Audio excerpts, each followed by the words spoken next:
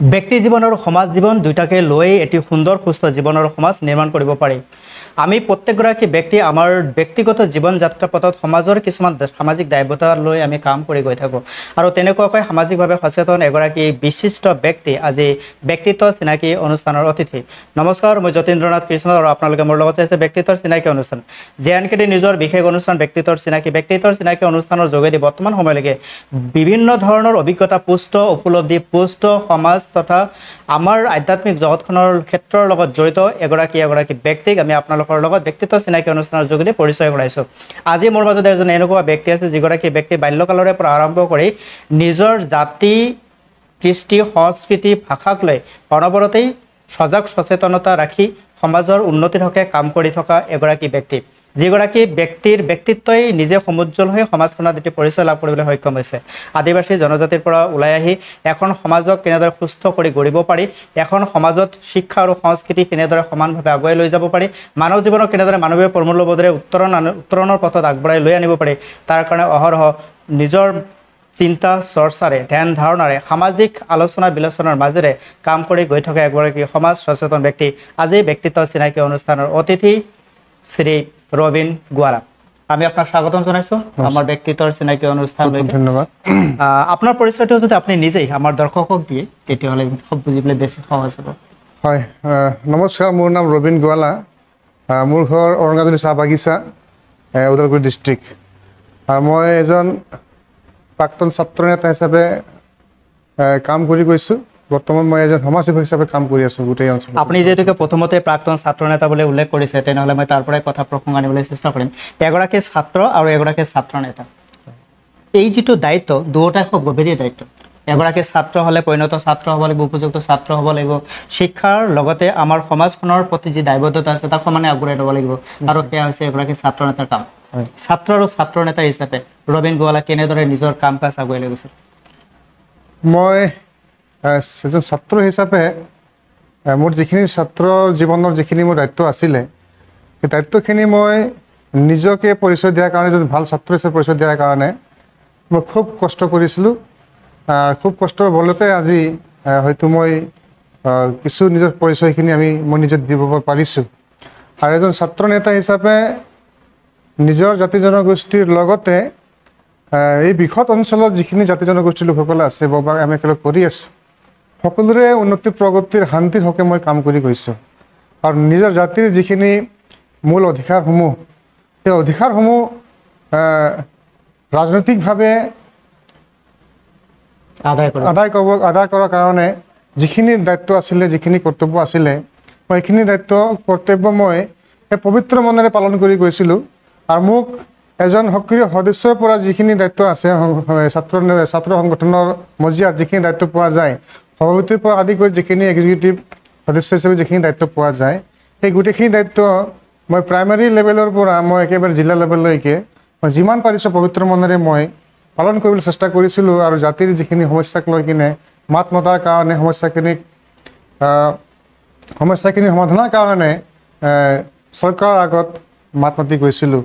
গতিকে বৰ্তমান সমাজত আপোনালোকৰ যিটো আদিবাসী জনজাতি হয় বা ভূমিপুত্ৰ বুলিও কোৱা হয়, বৰ্তমান স্থিতিত কি ধৰণৰ অভাৱ অভিযোগ অসুবিধাৰ মাজত আপোনালোকে চলি আছে, যিখিনি আপোনালোকৰ প্ৰাপ্য অধিকাৰ হয় আৰু আপোনালোকে বঞ্চিত হৈ আছে আৰু আপোনালোকে পাব লাগে, তাৰ কাৰণে কাম কৰিছে? নিশ্চয়।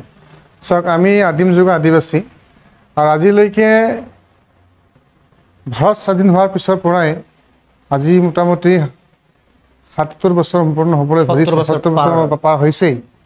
কিন্তু এতিয়ালৈকে ভাৰতত থকা আদিবাসী বুলি কওঁ বা অসমত থকা আদিবাসী বুলিয়ে কওক, কিন্তু এতিয়ালৈকে তেওঁলোকক যিখিনি তেওঁলোকৰ প্ৰাপ্য অধিকাৰ আছে, সেই অধিকাৰসমূহ এতিয়ালৈকে কিন্তু গণতান্ত্ৰিকভাৱে জীয়াই থকাৰ কাৰণে কিন্তু এতিয়ালৈকে সেইখিনি সুবিধা প্ৰদান কৰা হোৱা নাই।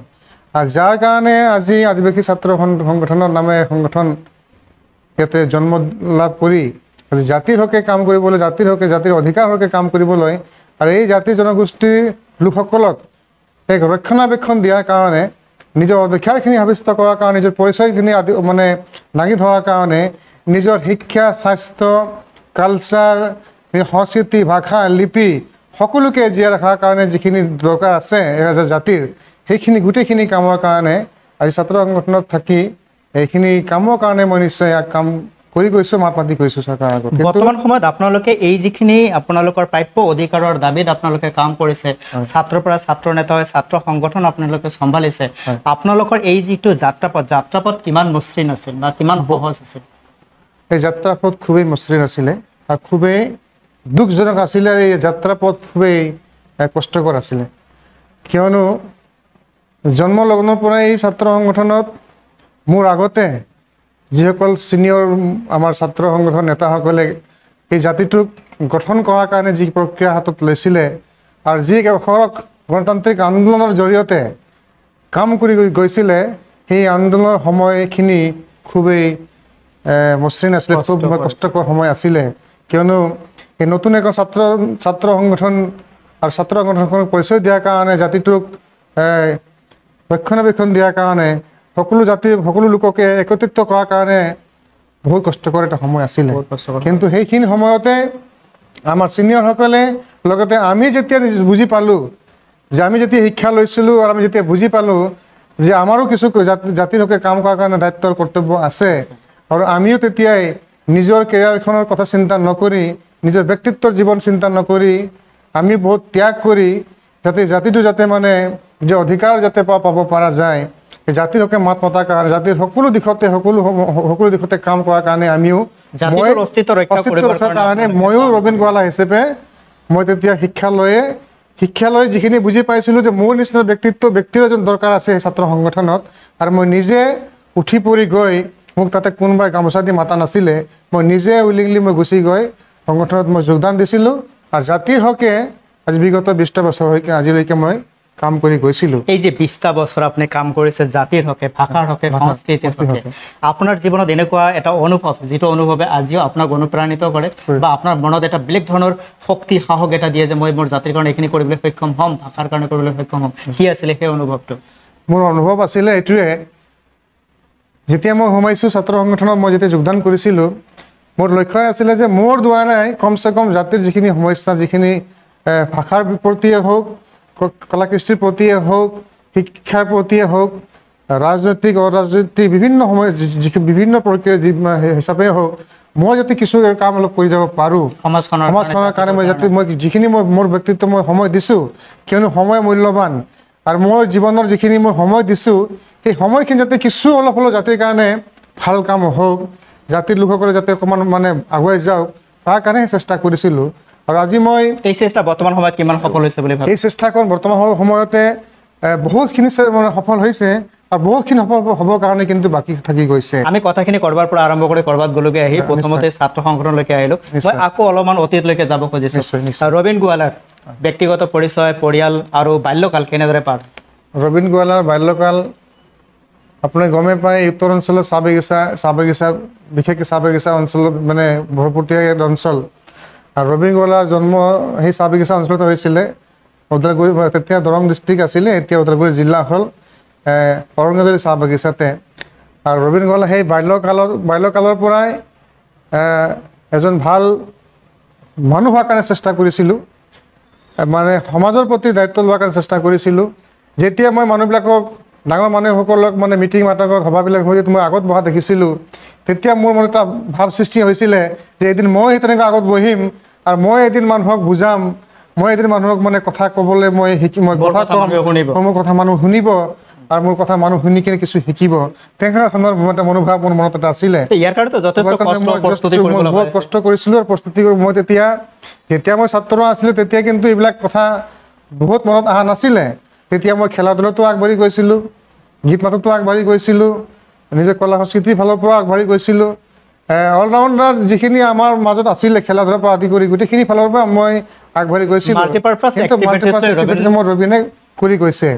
কিন্তু যেতিয়া শিক্ষাখন হ'ল আৰু বুজি পালোঁ, আৰু যেতিয়া সংগঠনৰ যেতিয়া এটা মানে পৰিৱেশৰ সৃষ্টি হৈছিলে আমাৰ এই অঞ্চলত, গোটেই অসমতে, তেতিয়া কিন্তু যে মোৰো কিছু দায়িত্ব আছে বুলি তেতিয়া মই ছাত্ৰ সংগঠনত যোগদান কৰিছিলোঁ। কিন্তু সেই সময়খিনি পৰিয়ালৰ ফালৰ পৰা কেনেকুৱা সমৰ্থন পাইছে? মোৰ পৰিয়ালৰ ফালৰ পৰা সেই প্ৰথমেতো পৰিয়ালৰ ফালৰ পৰা কিন্তু সেই সহযোগ পোৱা নাছিলোঁ। বহুত সময়তে মা দেউতাসকলে গালি পাৰিছিলে, ডাঙৰ দাদাসকলে বেয়া পাইছিলে যে লিখা পঢ়া কৰিছা, ভালকৈ কিবা এটা কৰিব লাগিছিলে, অভাৱত সময় নষ্ট কৰি আছা, নিজৰ জীৱন মানে নিজৰ জীৱনটো ধ্বংস কৰি আছা বুলি সেই সময়ত মা দেউতাসকলে কৈছিলে। আৰু তেতিয়া হয়তো নিজৰ সেইখিনি কথা হয়তো চিন্তা অহা নাছিলে, তেতিয়া মানে মনৰ কল্পনাবিলাক অলপ বেলেগ বেলেগ আছিলেতো। কিন্তু এতিয়া হয়তো যেতিয়া ল'ৰাটোক চাইছে যে আজি সমাজে তেওঁক সন্মান কৰিছে, মোক সন্মান দিছে, মৰম দিছে, মোক য'তে নহওক মানুহে মাতিছে, মোৰ কথা শুনিছে, মোৰ পৰা মানুহে সহায় লৈছে, মই মানুহক সহায় কৰিব পাৰিছোঁ, আৰু মোৰ এটা চৰ্চা, পজিটিভ চৰ্চা এটা ৰাইজৰ মাজত হৈ আছে। কিন্তু আজিৰ সময়ত কিন্তু মোৰ দেউতা নাই, আজি এবছৰ হ'ব পৃথিৱীৰ পৰা বিদায় লোৱা। মাক আছে, মোৰ ডাঙৰ দুজন দাদা আছে, বৌ আছে, ভতিজীসকল আছে, মোৰ মিছেছ আছে, মোৰ সৰু এজনী ছোৱালী আছে। আজি কিন্তু ফেমিলিৰ ফালৰ পৰা মই পৰিয়ালৰ ফালৰ পৰা খুব ছাপৰ্ট পাইছোঁ, সহযোগ পাইছোঁ।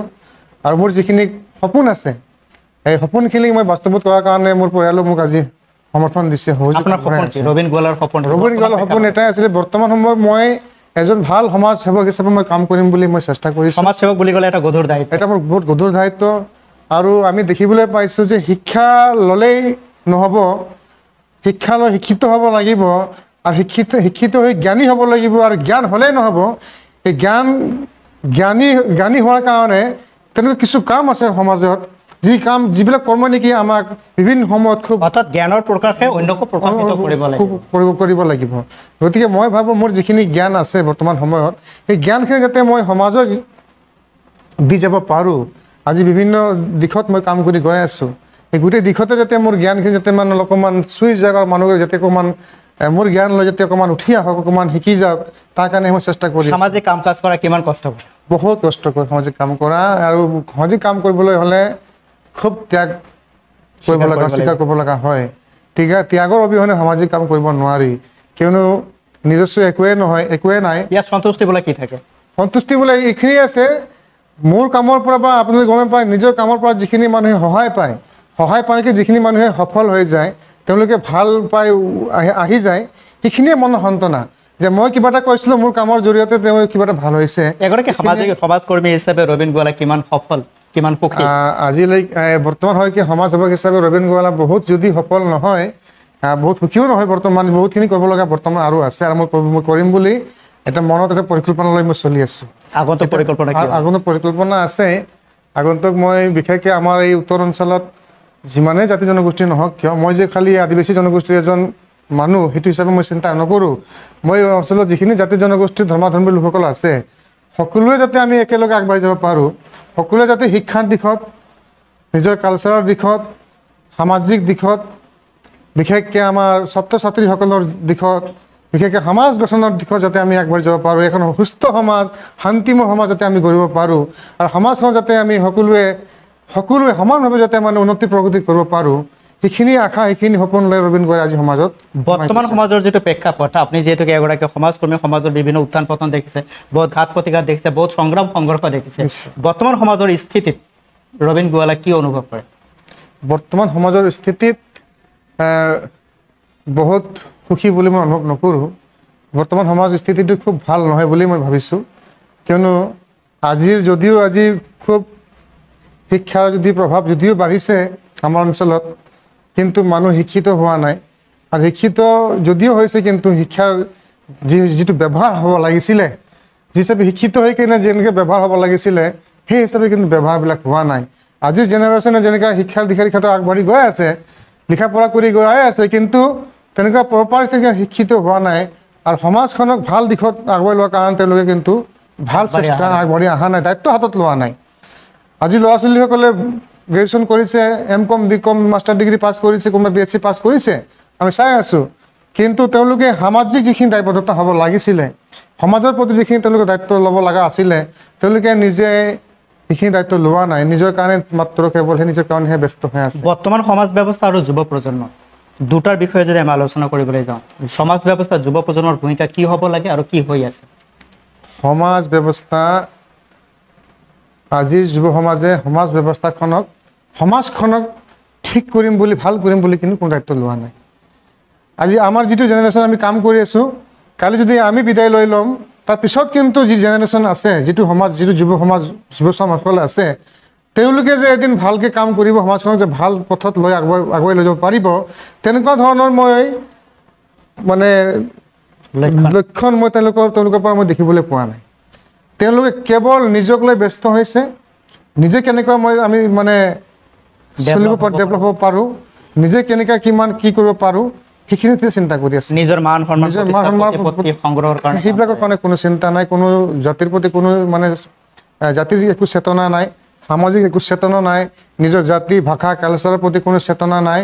কেৱল তেওঁলোকে মাত্ৰ ইয়াতে মনোৰঞ্জনহে কৰিবলৈহে চেষ্টা কৰিছে আৰু মনোৰঞ্জনহে খালি কৰি আছে। বৰ্তমান সময়ত যিহেতুকে আপুনি আজি JNKT নিউজৰ ষ্টুডিঅ'ত ব্যক্তিত্বৰ চিনাকি অনুষ্ঠানত বহিছে, যিহেতুকে আপুনি আদিবাসী এটি জনজাতি পৰিয়ালৰ পৰা ওলাই আহিছে, আদিবাসী বুলি ক'লে আমি সন্মান কৰোঁ, শ্ৰদ্ধা কৰোঁ। তেখেতসকল আছে কাৰণে হয়তো আজি অসমত চাহ বাগিচা জীয়াই আছে আৰু চাহ বাগিচাত উৎপাদিত চাহ আজি সমগ্ৰ বিশ্বই উপভোগ কৰিছে, গ্ৰহণ কৰি আছে। এই ক্ষেত্ৰত আদিবাসী জনজাতিৰ যিখিনি মানৱীয় প্ৰমূল্যবোধ সৈতে যিটো মানৱীয় উত্তৰণ হ'ব লাগে, নৈতিক উত্তৰণ হ'ব লাগে, কেনেকুৱা দেখিছে? কিমান আছে বাকী কৰিবলৈ? বহুত বাকী আছে। মানৱীয় যিখিনি উত্তৰণ হ'ব লাগিছিলে এতিয়ালৈকে হোৱা নাই। সেইখিনি কথা কৈছোঁ মই। যদিও শিক্ষা আহিছে কিন্তু শিক্ষিত হোৱা নাই, আৰু শিক্ষিত হোৱা হিচাপে কামবিলাক কোনো কৰা নাই, আৰু যাৰ কাৰণে হয়তো যিখিনি হ'ব লাগিছিলে হোৱা নাই, আৰু হ'ব লগা আছে, বহুতখিনি আছে। আপোনাৰ নিজৰ জনজাতিৰ মাজত এনেধৰণৰ কি অৱগুণ দেখা পায়, অৰ্থাৎ বেয়া গুণ দেখা পায়, যিটো বেয়া গুণ আঁতৰালেহে আমাৰ সমাজখন আগবাঢ়িব পাৰে? আমাৰ সমাজৰ বেয়া গুণ এইটোৱে হৈছে, আমাৰ সমাজৰ লোকসকলে সত্য কথাটো মানিবলৈ নোখোজে, ভাল কামত আগুৱাই যাবলৈ নোখোজে। কথা যদিও শুনিছে কথাবিলাকৰ প্ৰতি কোনো গুৰুত্ব নাই, শুনিছে এটা কাণেদি শুনিছে এটা কাণেদি ওলাই দিছে। সেই কথা মতে অনুসৰণ কৰি যে মই অকণমান যদি কাম কৰি যাওঁ, আগবাঢ়ি যাওঁ, তেতিয়াহ'লে যে ভাল হ'ব সমাজখন, মোৰ নিজৰ ব্যক্তিত্ব ভাল হ'ব, পৰিয়ালো ভাল হ'ব, সমাজখনো যে ভাল হ'ব, বা জাতি জনগোষ্ঠীও ভাল হ'ব, সেই তেনেকুৱা ধৰণৰ লক্ষণ মানে আমি দেখিবলৈ পোৱা নাই। মানে সেইখিনি দিশতে তেওঁলোকে যদি অকণমান চেষ্টা যদি কৰে তেতিয়াহ'লে এনে ক্ষেত্ৰত ৰবীন গোৱালা সমন্বিত ৰবীন গোৱালাৰ যিখিনি লগ বন্ধু আছে, যিখিনি সামাজিক ক্ষেত্ৰ আছে, আপোনালোকে কেনেধৰণৰ ব্যৱস্থা গ্ৰহণ কৰিছে বা কৰিম বুলি ভাবিছে? আমিতো সদায় ভাল সমাজ ব্যৱস্থা কৰাৰ কাৰণে চেষ্টা কৰিছোঁ। মই নহয়, মোৰ লগতে যিখিনি মোৰ বন্ধুবৰ্গসকল আছে, যিখিনি মোৰ ছিনিয়ৰ, যিখিনি মোৰ অভিভাৱকসকল আছে, সকলোৱে এটা চেষ্টা কৰি আছোঁ যে আমি এখন ভাল সমাজ গঠন কৰাৰ কাৰণে, আৰু যথেষ্ট সকলোৱে কষ্ট কৰি আছে, সকলোৱে চেষ্টা কৰি আছে যাতে ভাল সমাজখন হওক। আজি আপোনালোকে গমে পাইছে এই সমাজখন গঢ়াৰ কাৰণে বা জাতিখনক গঢ়াৰ কাৰণে আজি বহুতো ঘাত প্ৰতিঘাত, বহুতো লোকৰ শ্বহীদ হ'ব লগা হ'ল, বহুতো লোকে লঞ্চিত বঞ্চিত হ'ব লগা হ'ল, বহুতে পংগু হ'ব লগা হ'ল, আৰু তাৰ পিছতহে আজি এটা জাতি যে আদিবাসী জনগোষ্ঠী বুলি এখন পৰিচয় আহি পৰিছে, যিটো নাছিলে, যিটো সময়ত এটা বেয়া নামাকৰণ, নিজৰ পৰিচয়ৰ কাৰণে হাহাকাৰ কৰিবলৈ গৈছিল। তেতিয়া কোনোবাই বহুত বেলেগ বেলেগ ধৰণৰ নামাকৰণ কৰি মানুহক তুচ্ছ-তাচ্ছিল্য কৰিছিলে, লঞ্চিত বঞ্চিত কৰিছিলে, ঠাট্টা কৰিছিলে। আজি কমচে কম এজন আদিবাসী ওৰাং, আদিবাসী উৰিয়া, আদিবাসী মুণ্ডা, আমাৰ বহুতো চাবকাষ্ট আছে আমাৰ মাজতে, সকলোৱে লৈ আমি আদিবাসী। আজি সেই হিচাপে হয়তো আমি সেইখিনি পৰিচয় পাবলৈ আমি সক্ষম হৈছোঁ। আজিৰ এই মঞ্চত যদি আদিবাসী কালচাৰ সম্পৰ্কে আপোনাৰ মই জানিব বিচাৰোঁ বা আমাৰ দৰ্শকক যদি আমি জনাবলৈ ইচ্ছা কৰোঁ, তেনেহ'লে আদিবাসীৰ যিটো কালচাৰ আছে, কালচাৰটো কেনেদৰে ডেভেলপ কৰিব পাৰি, কি জনাব? চাওক, এটা জাতিৰ মূল পৰিচয় হৈছে কালচাৰ, আৰু কালচাৰখন ডেভেলপ কৰিবই লাগিব। এতিয়া আমাৰ কালচাৰ হিচাপে ঝুমুৰ নৃত্য আছে, আমাৰ কৰম নৃত্য আছে, আমাৰ উৰিয়াসকলৰ উৰিয়া নৃত্য আছে, তেনেকুৱা বিভিন্ন আমাৰ উপজাতিসকলৰ বিভিন্ন নৃত্যসকল আছে। সেইবিলাক গোটেই কলা কৃষ্টিবল গোটেইখিনি আমি ডেভেলপ কৰিব লাগিব, সমন্বয়ভাৱে আমি ডেভেলপ কৰিব লাগিব। আৰু সকলোৱে গম পাব লাগিব যে এওঁলোকৰ এটা জাতি যিসকলৰ নেকি সকলোৱে আছে, ভাষা, সাহিত্য, লিপি, কলা কৃষ্টি, সংস্কৃতি সকলো আছে, আৰু যাৰ কাৰণেহে এওঁলোকে এটা পৰিচিত পোৱাৰ কাৰণে বা তেওঁলোকে ৰাজনৈতিকভাৱে অধিকাৰ পোৱাৰ যোগ্য। আপুনি কথাৰ মাজত বহুত এটা শব্দ বাৰে বাৰে ব্যৱহাৰ কৰিছে, লিপি। আমি জানো যে প্ৰত্যেকটো জাতিৰ জনজাতিৰ নিজস্ব এটা লিপি আছে, আপোনালোকে কোনটো লিপি ব্যৱহাৰ কৰে? আমাৰতো লিপি এতিয়া সাধী ভাষাৰে আমি যিখন আমি কথা পাতোঁ সেইটোৱে আমাৰ লিপি হয়, কিন্তু সেইখিনি আমি লিখিতভাৱে চলি আছে, কিন্তু এতিয়ালৈকে চৰকাৰীভাৱে আমি কিন্তু এতিয়ালৈকে স্বীকৃতি আমি পোৱা নাই। আমি তাৰ কাৰণে আবেদন নিবেদন চৰকাৰক বাৰম্বাৰ কৰি আছোঁ যে প্ৰাইমাৰী লেভেলত আমাৰ নিজৰ ভাষাৰে লিখা পঢ়াৰ কাৰণে আমাৰ ল'ৰা ছোৱালীসকলে সেইখিনি চৰকাৰীভাৱে বিদ্যালয়ৰ পাঠ্যক্ৰমত কৰিবলৈ কাৰণে চৰকাৰ আমি বাৰম্বাৰ দাবী জনাইছোঁ।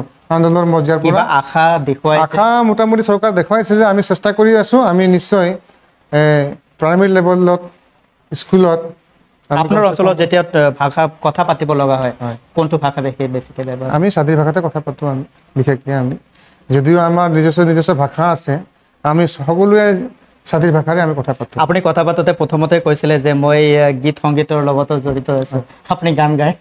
গান গাওঁ, মাজে মাজে গান চান গাওঁ। অকণমান যদি শুনো আজি দৰ্শক ভাল পাব ৰবীন গোৱালা গায়ক হিচাপে কেনেকুৱা? গানটো ধৰক না অলপমান অলপমান অলপমান হিন্দী গান গালে হ'ব না?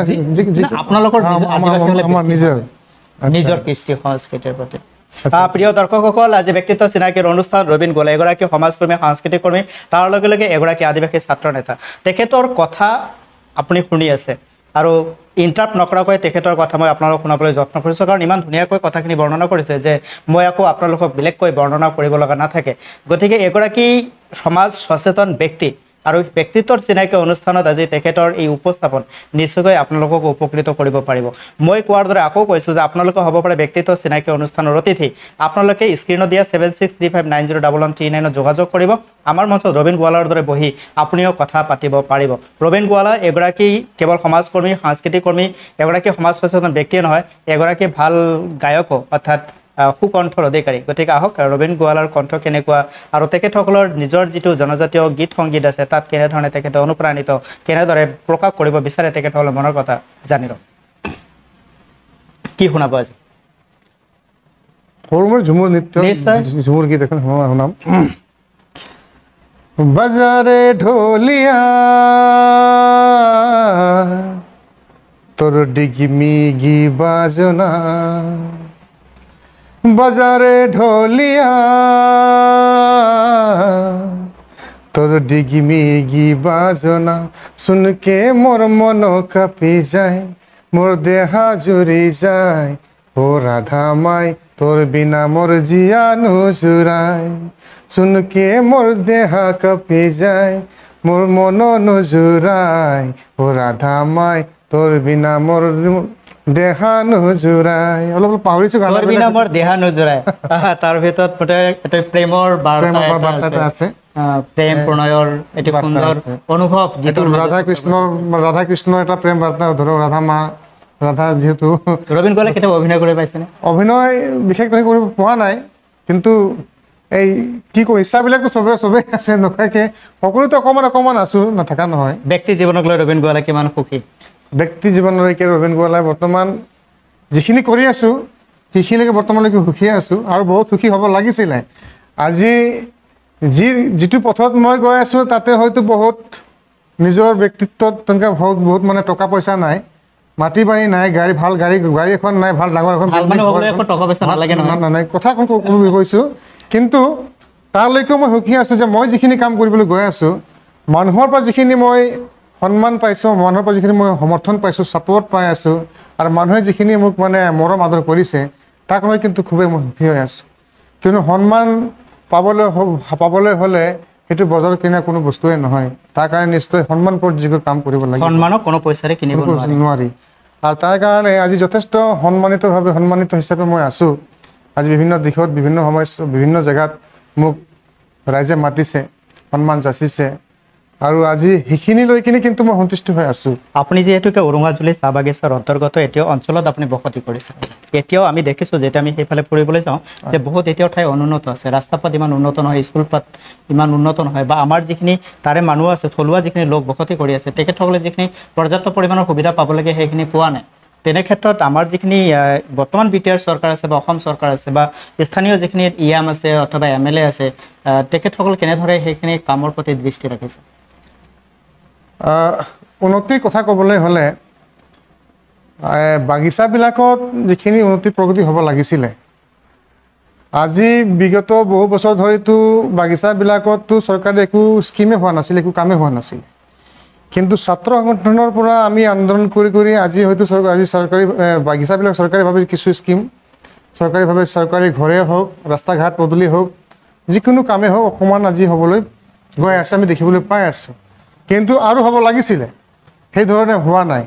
আজি আমাৰ যিসকল প্ৰতিনিধিসকল আছে, আপোনালোকে গমেই পাব, মই বিভিন্ন সময়ত এই অঞ্চলৰ ৰাস্তা ঘাট পদূলিৰ পৰা আদি কৰি হাতী মানুহৰ সংঘাতৰ পৰা আদি কৰি এই বিভিন্ন সমস্যাখিনি আমি সদায় ইলেক্ট্ৰিক মিডিয়াৰ যোগেদি হওক বা পেপাৰ মিডিয়াৰ জৰিয়তে হওক, মই সময়ে সময়ে মই ৰাইজৰ হৈ ৰাজ্যৰ হৈ চৰকাৰৰ আগত মই সদায় মাত মাতি গৈছোঁ, মাত মাতি তুলিবলৈ চেষ্টা কৰিছোঁ আৰু মাত মাতি গৈছোঁ ৰাইজৰ কণ্ঠ হিচাপে। আৰু এতিয়ালৈকে কিন্তু আজি সেই যি বাগিচাত মই জন্ম লাভ কৰিছোঁ, আজি সেই বাগিচাৰ যিখিনি ৰাস্তা ঘাট পদূলিৰ কথা যদি ক'বলৈ গ'লে যি হিচাপে উন্নত হ'ব লাগিছিলে আজিৰ সময়ত সেই হিচাপে হোৱা নাই। সেই অঞ্চলৰ যিখিনি শিক্ষা অনুষ্ঠান প্ৰতিষ্ঠান ভৱিষ্যতে হোৱাৰ আশা এটা আছে। সেই অঞ্চলৰ যিখিনি শিক্ষা প্ৰতিষ্ঠানবিলাক যি হিচাপে উন্নত হ'ব লগা আছিলে চৰকাৰীভাৱে সেইখিনি হোৱা নাই। সামাজিক সমাজ ব্যৱস্থা সামাজিক দায়বদ্ধতাৰ আমি আৰ্থ দুৰ্গতসকলৰ সেৱা সমৰ্পিত জীৱনৰ মাজেৰে কেনেদৰে ৰবীন গোৱালা নিজক আগবঢ়াই লৈ যাব অনাগত দিনত? মোৰ এটা নিজস্ব এটা চেলেঞ্জ এটা আছে। সমস্যা যিয়ে নহওক কিয়, আৰ্থিকেই হওক, ব্যক্তিগতেই হওক, মানে সামাজিকেই হওক, যি সমস্যাই নহওক কিয়, মোৰ লক্ষ্য যি মই ৰাখিছোঁ সমাজৰ কাৰণে, সেইখিনি কাম মই কৰি যোৱাৰ কাৰণে মই অহৰহ মই চেষ্টা হাতত লৈছোঁ আৰু মই কৰি যাই থাকিমেই। ইয়াত যিমানে বাধা বিঘিনি নাহক কিয়, যিমানে মোক মানুহে বাধা নকৰক কিয়, যিমানে মানুহে মোক ঠাট্টা মস্কৰা নকৰক কিয়, মোৰ কৰ্মখিনি যিহেতু মই ভাবি লৈছোঁৱে যে মই কৰিম বুলি, সেইখিনি মই কৰি যাই থাকিম। তাৰ কাৰণে মই একো কুণ্ঠাবোধ নকৰোঁ আৰু মই পিছফালে সেইটো ঘূৰি নাচাওঁ যে মোক কোনে কি কৰিছে, কোনে মোক ডিষ্টাৰ্ব দিছে, কোনোবাই মোক সহায় কৰিছে, কোনো কৰা নাই, সেইটোক লৈ মই চাই নাথাকোঁ। মই লক্ষ্য স্থিৰ কৰি লৈছোঁ যে মই এইখিনি কৰিবলৈ মই চেষ্টা কৰিছোঁ আৰু মই কৰি যামেই। তাৰ কাৰণে ভাল মানুহে নিশ্চয় সমৰ্থন দিব, বেয়া মানুহসকল হয়তো আঁতৰি যাব, দূৰ হৈ যাব মোৰ পৰা। কিন্তু যি ভাল চাম আছে, যিসকলে চিন্তা কৰিছে যে এওঁৰ দ্বাৰা কিছু নহয় কিছু এটা সমাজৰ কাৰণে হ'ব কাম। আপোনাৰ লগত কথা পাতি মোৰ এনেকুৱা অনুভৱ হৈছে যেন আপোনাৰ পিছফালে এনেকুৱা কিছুমান ব্যক্তি আছে যিবিলাকৰ ব্যক্তিৰ উপদেশ পৰামৰ্শ তেখেতসকলৰ আদৰ্শই আপোনাক অনুপ্ৰাণিত কৰিছে, আপোনাৰ অন্তৰত এটি সাংঘাতিকভাৱে অনুপ্ৰেৰণাৰ স্ৰোত আনিছে। আপোনাৰ অনুপ্ৰেৰণাৰ সেই উৎস কি? তেনেকুৱা বহুত ব্যক্তি আছে, নামে হয়তো বহুত ক'ব লগা হৈ যাব পাৰে। তেনেকুৱা বহুতো সামাজিক তেনেকুৱা ব্যক্তিসকল আছে যিয়ে নেকি নিজৰ জীৱনটোক নিজৰ জীৱনৰ কথা চিন্তা নকৰি, পৰিয়ালৰ কথা চিন্তা নকৰি অঞ্চলৰ কাৰণে, সমাজৰ কাৰণে কাম কৰি গৈছে। আৰু সেইসকল কিছুমান ব্যক্তিৰ কিছুমান আছে যিসকলৰ প্ৰতি মই অনুপ্ৰাণিত হৈছোঁ আৰু তেওঁলোককে মই এটা নিজৰ জীৱনৰ এটা আইডিয়েল হিচাপে চিন্তা কৰি তেওঁলোকৰ পৰা শিকিয়ে মই কিছু কামবিলাকত মই আগবাঢ়ি গৈ আছোঁ। তেনেকুৱা ব্যক্তি আছে, বহুত লোক তেনেকুৱা আছে। আৰু আমাৰ সমাজখনত বহুত তেনেকুৱা ব্যক্তি আছে, হয়তো কিছুমানে হয়তো কৰিব পৰা নাই, কিন্তু তেওঁলোকে বাস্তৱত আহি হয়তো তেনেকুৱা কাম কৰিব পৰা নাই, কিন্তু তেওঁলোকৰ নলেজ যথেষ্ট আছে, জ্ঞান যথেষ্ট আছে আৰু মন আছে, কিন্তু তেওঁলোকে হয়তো সেই ধৰণৰ সহযোগ পোৱা নাই বা তেওঁলোকে কোনো ধৰণে মানুহে তেওঁলোকে মানে আগত যোৱা নাই। কিন্তু তেওঁলোকৰ যথেষ্ট ইচ্ছাও আছে, মনো আছে যে তেওঁলোকে কৰিব বুলি। তো তেনেকুৱা কিছুমান মানুহৰ লগত যেতিয়া মই লগ হওঁ, কথা পাতোঁ, কথা পাতিলে মানুহৰ মনৰ কিছু কথা গম পোৱা যায়। আৰু তেতিয়া মই সেইসকল ব্যক্তিৰ পৰা কিছু জ্ঞান মই আহৰণ কৰি মই বাস্তৱত কামত মই ব্যৱহাৰবিলাক কৰি আছোঁ। গতিকে সেইসকল ব্যক্তিৰো মোৰ ওপৰত বহুতখিনি আশীৰ্বাদ আছে, সমৰ্থন আছে যে যদিও আমি কৰিব পৰা নাই, কমচে কম আমাৰ যিখিনি জ্ঞান কৰি আছে আৰু আমি তেখেতক আমি উৎসাহ উদ্দীপনা যোগোৱাটো আমাৰ দায়িত্ব আছে বুলি তেওঁলোকে মোক কিন্তু। আপোনাৰ লগত কথা পাতি বৰ ভাল লাগিছে। প্ৰিয় দৰ্শকসকল, এখেত হৈছে ৰবীন গোৱালা, এগৰাকী আদিবাসী জনজাতিৰ পৰা ওলাই আহি বৰ্তমান সামাজিক ব্যৱস্থাত নিজৰ দায়বদ্ধতা পালন কৰি গৈ আছে অতি নিষ্ঠা আৰু সততাৰে। প্ৰতিটো সঁচা কথা সাহসেৰে ক'বলৈ প্ৰয়াস কৰিছে। আমি কওঁ যে সঁচা কথা সাহসেৰে ক'বা, ভাল কাম সততাৰে কৰিবা। আৰু আপোনাৰ এই যাত্ৰাপথত যে সকলোৱে আপোনাৰ সহযোগী হ'ব তেনেধৰণৰ কথা নাভাবিব, কাৰণ আমাৰ হাতৰ আঙুলি পাঁচটাই যেতিয়া সমান নহয়, প্ৰত্যেকৰে কিন্তু নিজা নিজা ভূমিকা আছে আৰু প্ৰত্যেকটো ভূমিকাই যেতিয়া নিজে নিজে পালন কৰি গৈ থাকিব তেতিয়াহ'লে এটা মুঠি হৈ শক্তি হ'ব। আৰু সেই শক্তি সঞ্চাৰিত কৰিবৰ কাৰণে ৰবীন গোৱালা ক'ৰবাত অনুপ্ৰাণিত হৈ আগবাঢ়ি গৈ আছে। যিহেতুকে আমাৰ এটা সময়ৰ এটা নিৰ্দিষ্ট বান্ধন এটা থাকে, সেই বান্ধনৰ ভিতৰত আমাৰ কথাখিনি আমি শেষ কৰিব লাগে। তো আপোনাৰ লগত আমি ইমান পৰে কথা পাতি যিখিনি কথা বুজিলোঁ, আমাৰ দৰ্শকে যিখিনি কথা শুনিলে, সকলোৰে শেষত আপোনাকতো আমি ধন্যবাদ জ্ঞাপন কৰিছোঁ। আপুনি আহি ব্যক্তিত্বৰ চিনাকি অনুষ্ঠান এইখিনি সময় দিলে। আমি আমাৰ সমাজখনক যদি বৰ্তমান সময়ত এটি পৰামৰ্শ আগবঢ়াব লাগে, আপুনি কি পৰামৰ্শ আগবঢ়াব সামাজিক স্থিতিৰ পৃষ্ঠপোষকতাত গৈ আপোনাৰ দৃষ্টিভংগীৰে? মই সমাজৰ মুৰব্বীসকলক, অভিভাৱকসকলক, সমাজত দায়িত্বত থকা মই সন্মানীয় ব্যক্তিসকলক মই এইখিনিয়ে অনুৰোধ জনাম যে আমি সৎ পথত সকলোৱে চলিব লাগিব। বেয়াক বেয়া বুলি ক'ব পৰা হ'ব লাগিব, ভালক ভাল বুলি ক'ব পৰা হ'ব লাগিব। যিটো ভুল ভুলে হয় আৰু যিটো ভাল ভালে হয়। ভালক সদায় ভাল বুলি ক'ব লাগিব, বেয়াক সদায় বেয়া বুলি ক'ব লাগিব। আজি আমি মই কিবা এটা ভাল কথা ক'লে মোক কোনোবা বেয়া পাব নেকি, সেই মনোভাৱটো ৰখাৰ কাৰণে আজি বেয়া কৰ্ম কৰা মানুহৰ সংখ্যাটো সমাজত বাঢ়ি গৈছে আৰু যাৰ কাৰণে আজি সমাজখন বেয়া দিশত গতি কৰিছে। যদি মই ভাবোঁ যে মোৰ কথা কোৱাৰ যিখিনি মোৰ দায়িত্ব আছে মই ক'বই লাগিব, মোক কোনোবা ভাল পাইছে বেয়া পাইছে। আজি ৰবীন গোৱালাই এনেকুৱা সমস্যাৰ পৰা কাম কৰি গৈছে য'ত নেকি ভাল কৰিবলৈ হ'লে নিশ্চয় মানুহৰ বেয়া হ'বই লাগিব, নিশ্চয় আৰু বেয়া নোহোৱালৈকে কোনোদিন কোনো কাৰো ভাল হ'ব নোৱাৰে। তো তাৰ পৰা মই বহুত কষ্ট পাইছোঁ, মোক মানুহে বহুত মেণ্টেলি টৰ্চাৰো কৰিছে, মোক বহুত ডিষ্টাৰ্ব ক্ৰিয়েট কৰিছে, কিন্তু মই কোনোদিন হাৰি যোৱা নাই। আৰু মই সেইকাৰণে মই ৰাইজক মই অনুৰোধ জনাম, উঠি অহা মই যুৱ চামক মই অনুৰোধ জনাম যে বেয়াৰ প্ৰতি মাত মাতিব লাগিব, তেতিয়াহে ভাল সমাজখনৰ সৃষ্টি হ'ব। আৰু যদি আমি ভাবোঁ যে মই কিয় ক'ম, মই কিয় মাত মাতিম, তেতিয়াহ'লে কিন্তু কোনোদিন ভাল সমাজৰ সৃষ্টি নহ'ব। আৰু এই ভাল সমাজখন গঢ়াৰ কাৰণে কোনে আগবাঢ়ি আহিব, আমি আশা কৰা ধৰণে সমাজখন বিচাৰি আমি নাপাম। আজি ব্যক্তিত্বৰ চিনাকি অনুষ্ঠান ৰবীন গোৱালা উপস্থিত হৈ কি অনুভৱ কৰিছে? ব্যক্তিত্বৰ চিনাকি অনুষ্ঠান কিমান প্ৰাসংগিক বৰ্তমান সময়ত? বহুত ভাল লাগিছে। মই আপোনালোকক বহুত মানে JNK টিভিক মই নিউজক মই খুব ধন্যবাদ দিছোঁ, আপোনাকো বহুত ধন্যবাদ দিছোঁ ছাৰ। মই বহুত স্বীকৃতি মই পাইছোঁ এজন সমাজসেৱক হিচাপে, এজন ভাল ব্যক্তি হিচাপে, বা সমাজৰ প্ৰতি দায়বদ্ধ থকা এজন ভাল ব্যক্তি হিচাপে। আৰু মোক স্বীকৃতি হিচাপে বহুত সংস্থাৰ পৰা মোক স্বীকৃতি দিছেই। কিন্তু আজি ইয়াতে এইখিনি স্পষ্ট হৈ গ'ল, যদিও ৰবীন গোৱালাই কোনোবা গম পাইছিলে, সিমান গম পোৱা নাছিলে।